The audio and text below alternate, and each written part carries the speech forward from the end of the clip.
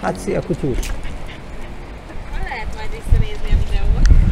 K3 oldalamon van egy csatornám, és akkor ott. K3? K3 közösségek, kreativitás, kapcsolódás. Az előző videómban arról beszéltem, hogy adjuk munkat a vezettetésre. Szeretem az ilyen találkozásokat.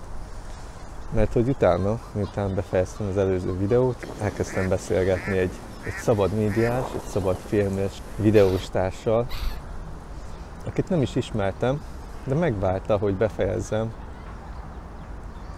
az én kis monológomat itt a kamerába. Nagyon tetszett, amit hallottam, már csak nem akartalak megzavarni a Hát te! És te se zavartál meg, jaj, hát jól nevelt kutya vagy. Hát sokat van vele foglalkozva.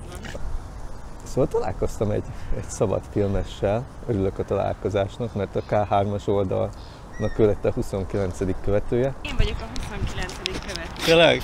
29-én születtem. Na, akkor ez szerencsés. 29-én születtem, tavasszal, és a kutyáját is tavasznak hívták.